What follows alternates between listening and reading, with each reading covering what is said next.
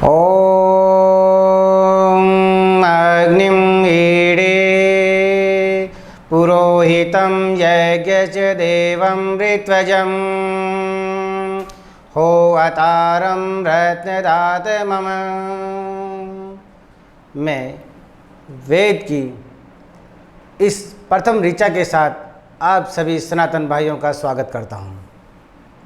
आज हम इस प्रथम ऋचा से सनातन के प्रथम अध्याय को प्रारंभ करने जा रहे हैं। सनातन शिक्षा हमारे जीवन का एक महत्वपूर्ण अंग होना चाहिए था, पर आज के युग में प्रत्येक विद्यार्थी या प्रत्येक माता पिता अपने बच्चों को इस सनातन शिक्षा के बजाय किताबी ज्ञान की तरफ ज़्यादा मोटिवेट करते हैं। उससे उनको आजीविका की सहायता मिलती है, आजीविका की परफॉर्मेंस अच्छी रहती है। दोस्तों, मैं सनातन शिक्षा के रूप में थोड़ा सा परिचय आपको देना चाहूँगा। मैंने जिस ऋचा का अभी वाच किया है, जो अभी पढ़ी है, वो ऋचा हमारी सृष्टि में वेदों की प्रथम प्रारंभ ऋचा है। यहाँ से हमारी सनातन शिक्षा प्रारंभ होती हैं। सनातन शिक्षा किताबी ज्ञान से कई गुना श्रेष्ठ हैं। सनातन शिक्षा हमें आत्मज्ञान देती हैं, जीवन का उद्देश्य बताती हैं, जीवन के उद्देश्य के साथ मनुष्य को देवत्व की ओर ले जाती हैं। ऐसी सनातन शिक्षा जब हमारे आने वाली युवा पीढ़ी में प्रसारित की जाए, उन्हें दी जाए, उन्हें समझाया जाए हमारे सनातन के बारे में, तो एक श्रेष्ठतम युवा पीढ़ी के द्वारा एक नवनिर्मित सहज चरित्रवान समाज का निर्माण होना संभव हो जाता है। दोस्तों, हम बात करते हैं सनातन शिक्षा में सबसे प्रारंभिक बिंदु आत्मज्ञान का प्रारंभ कहाँ से हो, आत्मज्ञान से कहाँ से शुरू हो। दोस्तों, ये सनातन शिक्षा का पहला कदम होता है अहम ब्रह्मास्मि, अर्थात मैं ही ब्रह्म हूँ।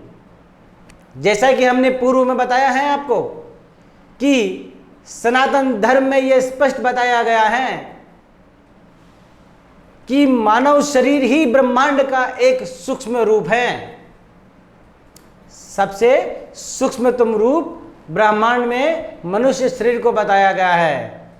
इसी में पंच तत्वों का संतुलन होता है, इसी में पंच कोशों का समामय होता है, इसी में पंच वायु का समामय होता है। अनन्य प्रकार से ये ब्रह्मांड से अगर हम देखें तो काफ़ी समानताएं रखता है। दोस्तों, हम जब इस बात को समझें कि आत्मज्ञान कितना जरूरी है हमारे लिए, इसके लिए हमारा पहला कदम सनातन शिक्षा होना चाहिए, क्योंकि यह आत्मा की पहचान, आत्मा से पहचान और आत्मज्ञान ये सनातन के सिवा कहीं नहीं मिल सकता। दूसरा, दोस्तों, हमारे पूर्वजों ने, ऋषि मुनियों ने जो तपस्या करके, तप करके, साधना करके जो ज्ञान अर्जित किया है, वेद, उपनिषद और पुराणों के माध्यम से निकलती है ये सनातन शिक्षा। उन सनातन शिक्षा में से संबंधित सभी ग्रंथों में उन ऋषि मुनियों से जो हमारे पूर्वज हैं, उनके द्वारा तप और साधना से प्राप्त किया हुआ ज्ञान अंकित है।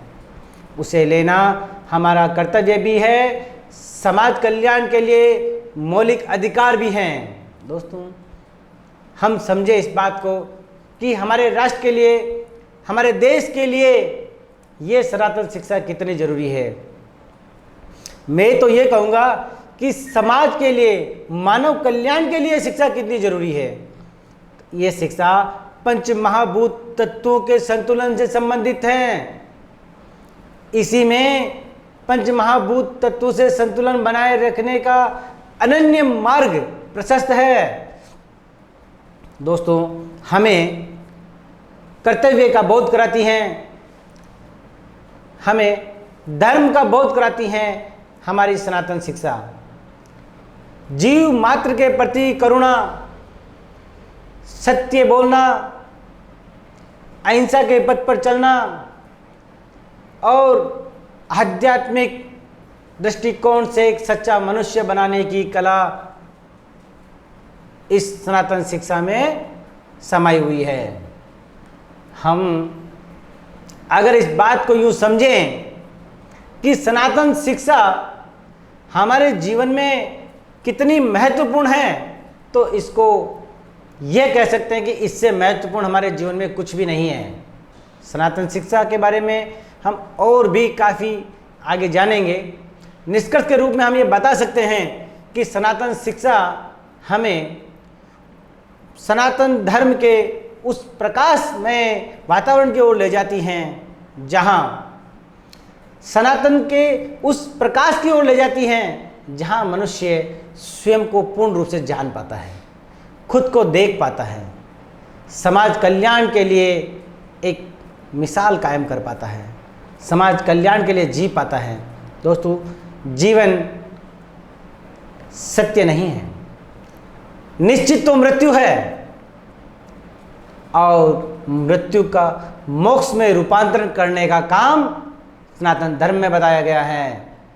मृत्यु तो सिर्फ शरीर की होती है, पर कर्म बंधनों से कटने के बाद मोक्ष होता है, ये सनातन धर्म कहता है।